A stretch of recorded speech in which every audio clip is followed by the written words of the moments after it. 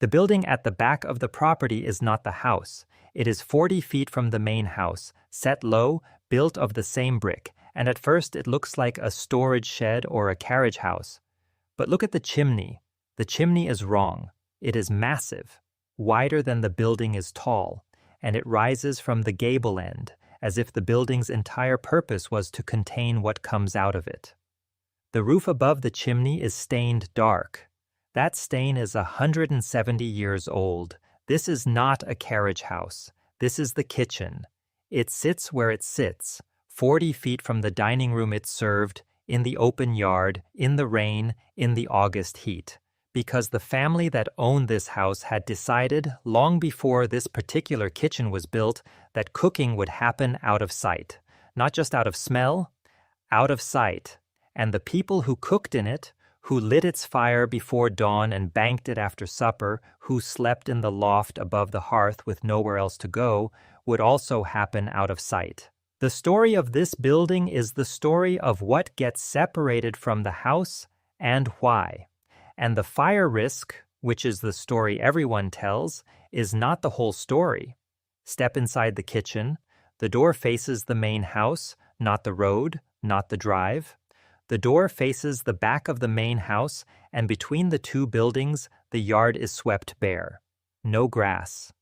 Packed earth, worn along a path from door to door. The room inside is roughly 16 feet by 20. The floor is brick, laid in herringbone, worn smooth in the center from generations of foot traffic. The ceiling is low at the entry, about 7 feet. And the room gets darker as you step in because there are only 2 small windows, both on the side walls. Everything in the room directs your eye to the back wall. The back wall is the fireplace. It is 10 feet wide. In some surviving examples, it is 12. A single oak lintel, 8 inches thick, spans the full opening. Below the lintel, 3 iron cranes are mounted on pivot pins in the side walls. Each crane can swing a heavy pot out over the coals and back.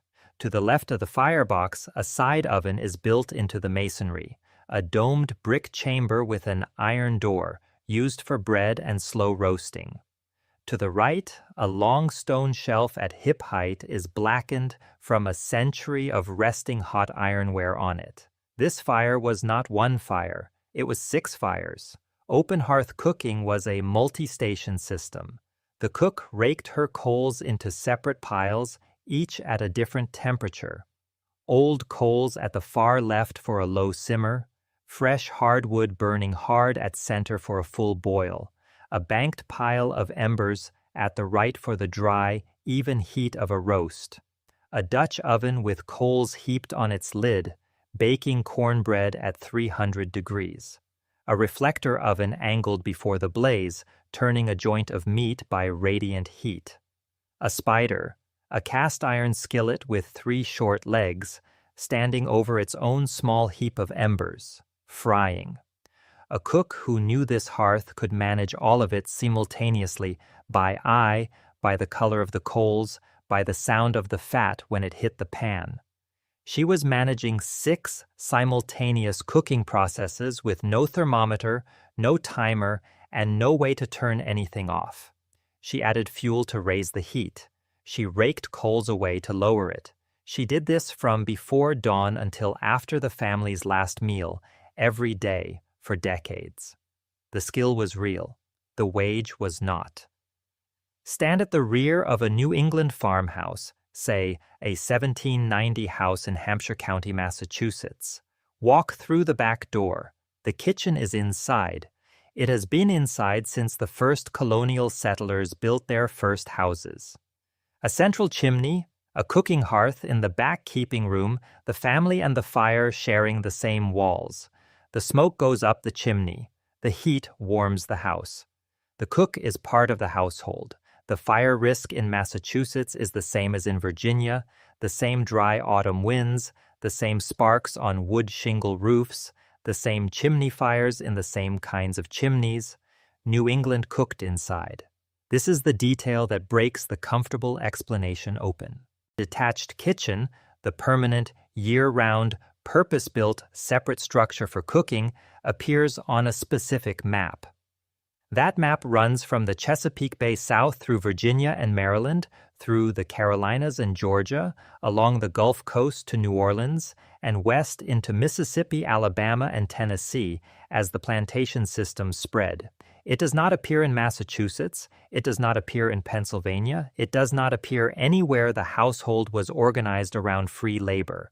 It appears where slavery organized the household, and only there. Archaeologists who excavated colonial plantation sites in Westmoreland County, Virginia, the Cliffs Plantation site, studied in the late 1970s, traced exactly when the kitchen left the main house. In the 1660s and 70s, cooking happened inside the main dwelling. By the 1690s, a separate kitchen had appeared outside. Those are the same decades that Virginia planters shifted from white indentured servants, men and women bound for a term of years and then free, to enslaved Africans bound for life. The kitchen moved out of the house in the same years that the people cooking in it could no longer leave. It is before dawn. The kitchen has been dark for 5 hours. The fire is banked, a deep bed of coals under a layer of ash. The cook, who has slept in the loft above this room, comes down the fixed wooden ladder at the far wall and opens the damper. She blows the coals alive, kindling first, then split oak. Within 10 minutes, the first pot of water is swinging toward the heat on the near crane. Former enslaved people across the South, speaking to interviewers from the Works Progress Administration in the 1930s, described the cook's day in terms that did not vary across Alabama and Virginia and Georgia and Louisiana. The fire before first light. Breakfast time to be on the table in the main house when the White family came downstairs. The midday meal preparations beginning before the breakfast dishes were cleared, the afternoon work, the supper, the cleanup after the family's last plate, the fire banked again. 14 hours in this room, 16 on the days guests came without notice, 7 days a week. Sunday dinner was the biggest meal of the week. The loft above the kitchen was reached by the ladder at the far wall. The room up there was low. The roof pitch came down sharply on both sides. It held a pallet, a trunk, 2 hooks on the wall. This is where the cook slept. Above the hearth that never fully went cold, in a room that held heat past bearing in July, in the only place on the property where her presence, in the hours she was not cooking, was architecturally convenient for the family she served. She slept at work because she was always at work. Children worked in this building from the age of 6 or 7.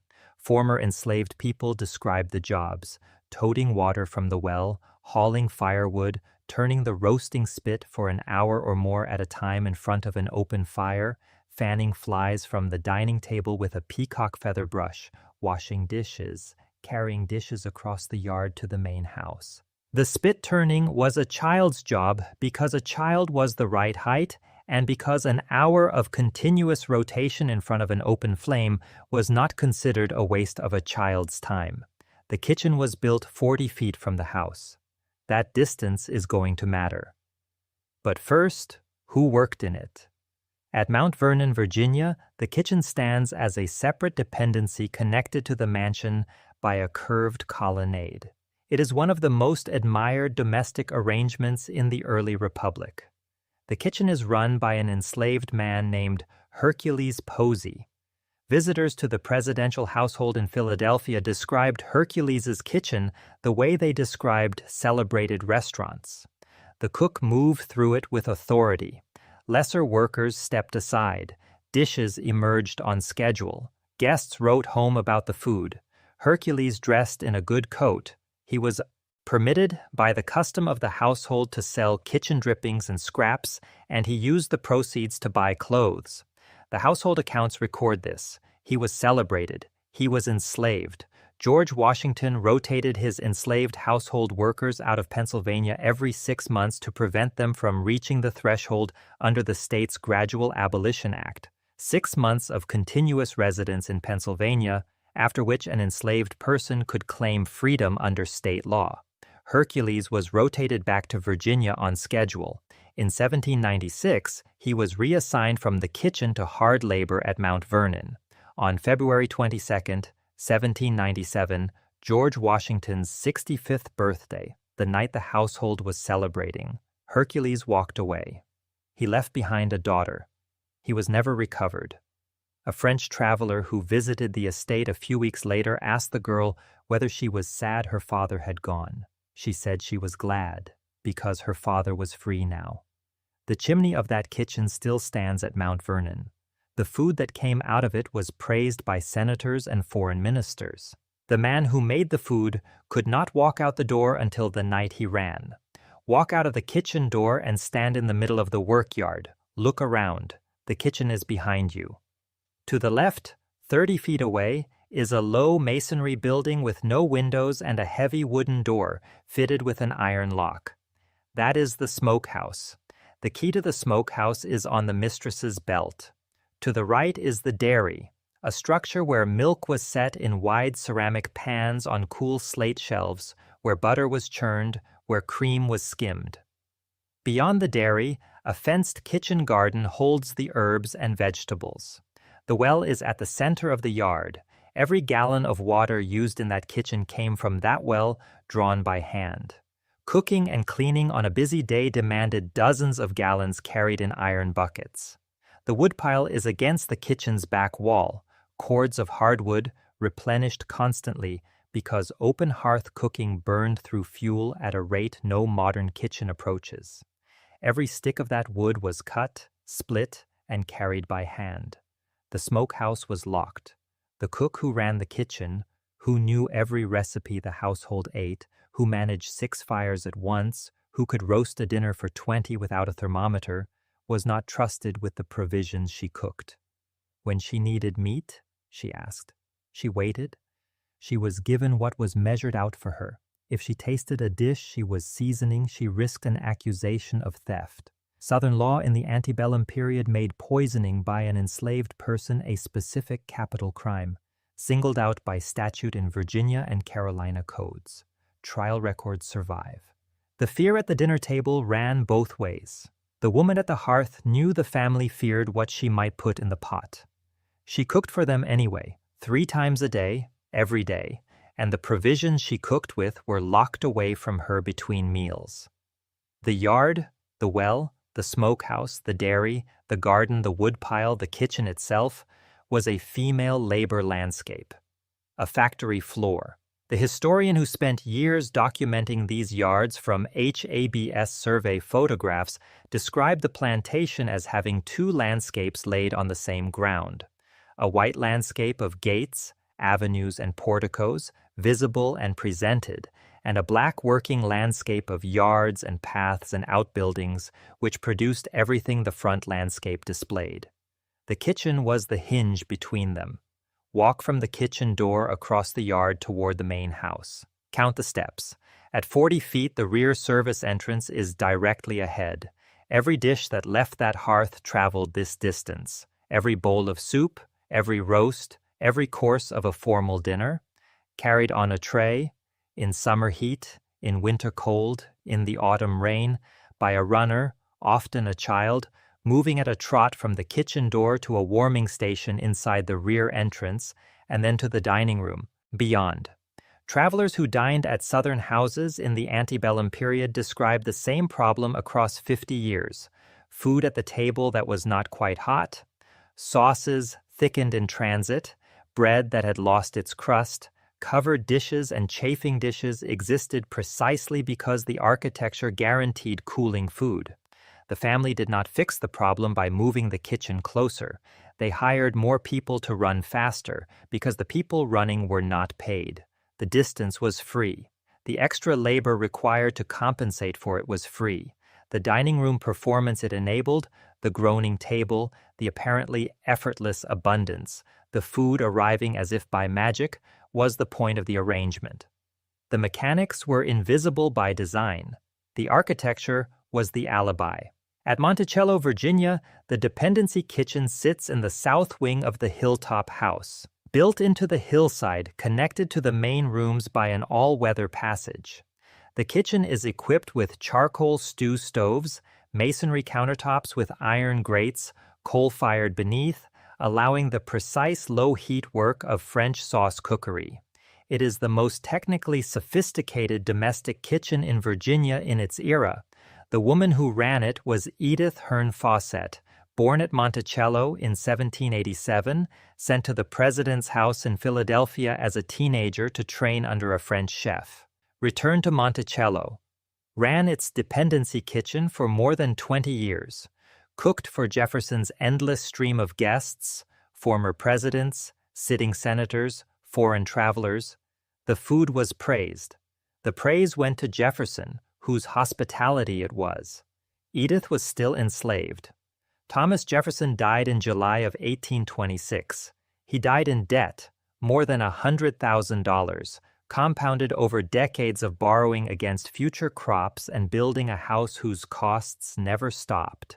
In January of 1827, the executors held an auction at Monticello. They sold the contents of the house, the furniture, the silver, the kitchen equipment. They sold the people. Edith Hern Fossett, who had cooked in the executive kitchen of the United States, who had trained under a French chef, who had run the dependency kitchen at Monticello for 30 years, was sold with her children. Her husband, Joseph Fossett, was freed in Jefferson's will. He stood in the crowd and watched his wife and children sold to different buyers. He spent the years that followed working as a free blacksmith, purchasing family members one at a time from the people who had bought them at auction. He could not buy all of them back. The kitchen Edith cooked in is still there. Monticello's dependency wing has been interpreted and open to the public for years. The stew stoves are there. The side oven is there. The skill she built in that building did not protect her. Nothing in the architecture was designed to protect her. The kitchen came inside between 1880 and 1920. The reason it moved when it moved is the subject of the last chapter. In the years after 1865, the detached kitchens of the South did not come down. They did not burn. They stood where they had always stood, 40 feet from the main house with the massive hearth, the loft above, the path worn smooth between two doors. The same work continued inside them. The difference was that the women doing the work could, in theory, leave. Many fought to exercise that right.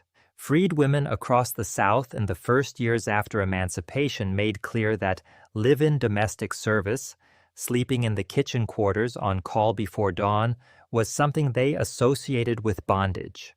They negotiated to live out, to walk to the kitchen in the morning and return to their own families in the evening. The resistance was not marginal. It was the dominant preference of the freed population wherever it could be exercised. Freed women understood, better than anyone, what the loft above the hearth had meant. Time equals 600 milliseconds / greater than. The wages were a few dollars a month. $4 in rural areas, $8 in larger towns, partially paid in kind, leftovers, cast-off clothing, the contested practice of carrying home a pan of food at the end of the day, which employers alternately permitted and prosecuted as theft. In July of 1881 in Atlanta, roughly 3,000 black laundresses went on strike and largely held their ground. They called themselves the Washing Society. They were striking for a standard rate. They held the action through legal threats, through attempts to impose licensing fees designed to break them. The strike matters to the kitchen story because laundry work offered something kitchen work mostly did not: the ability to work in one's own yard rather than in a white household. The women who washed for a living had found the one piece of domestic labor they could do on their own terms. The women who cooked did not have that option. The hearth was in someone else's building. Emancipation had changed the law. It had not moved the kitchen. Between roughly 1880 and 1920, new houses built across the South began to include the kitchen inside their main walls. In older houses, rear L additions began absorbing the detached kitchen into the structure. The building that had stood 40 feet away for 200 years was moving to 10 feet, then 5, then 0. The cast iron cook stove had been commercially available since the 1840s. In the North, it had replaced the open hearth broadly by the 1860s. In the South, it arrived decades later and spread more slowly, and the lag corresponded exactly with the decades in which enslaved labor made any technology that saved labor economically pointless to the people buying stoves. The stove saved work, but whose work was it saving? Not the planters. After 1865, the arithmetic changed. Slowly. Window screens, available cheaply from the 1880s, solved the fly problem. Municipal water and gas arrived in towns. Fire insurance pressure nudged builders toward attached kitchens. These were real preconditions, and they were all available for decades before the kitchen moved. The kitchen came inside when white families had to work in it themselves. The Great Migration, beginning around 1916, accelerated what had already been a slow erosion. Black Southerners left for northern cities in numbers that plantation counties could not replace at the wages they were paying. The progressive-era home economics movement rebranded the kitchen as the white housewife's modern laboratory, a room to be proud of, not to hide. The ideology of the new kitchen arrived at the same moment the old kitchen's labor left. 200 years of architectural logic, reversed in 40 years, because the people it had been built around found ways to leave. In Charleston, South Carolina, behind a single house on Elizabeth Street, a 2-story brick building stands at the rear of a walled yard. The ground floor has a wide cooking hearth and 2 small windows. The upper floor has 2 rooms with low ceilings and bare plaster walls and wooden floors worn into shallow depressions at the doorways. The paint is peeling. It has not been restored. The building is preserved as it was found. The Aiken-Rhett House kitchen is one of the most intact urban kitchen dependencies in the country. Historic Charleston Foundation interprets both floors, the workspace below, the domestic quarters above, as the spaces of the enslaved and later free black workers who occupied them.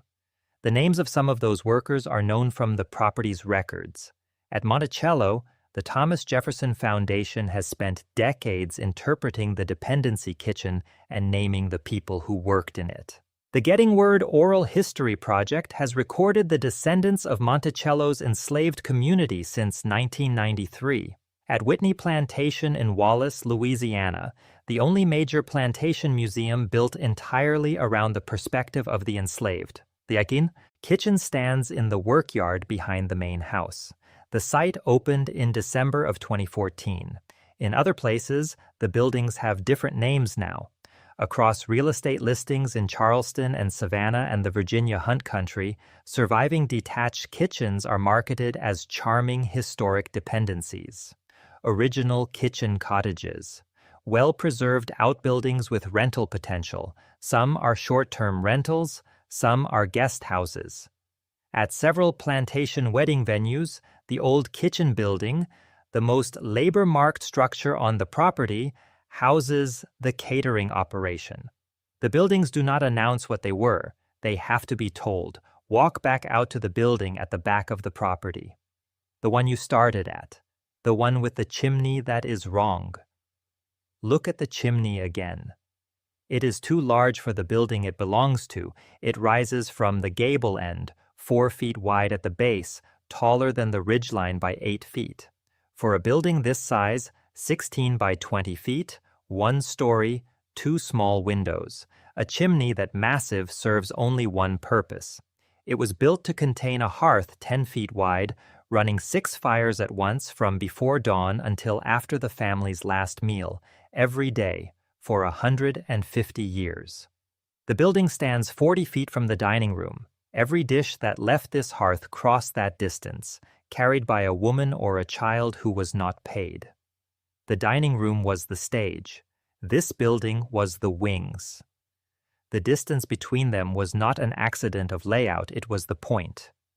New England had the same fires, the same chimneys, the same risk. New England cooked inside. The chimney tells you everything. It is too large for the building it sits on. It belongs to a system that was too large for any single building to contain. A system of labor that pushed the work, the heat, the smell, and the people who produced the family's comfort out of the house and into a building 40 feet away and kept them there for 200 years. The building is still standing. The distance across the yard is still the same 40 feet. What the chimney was always telling you is what the distance was for.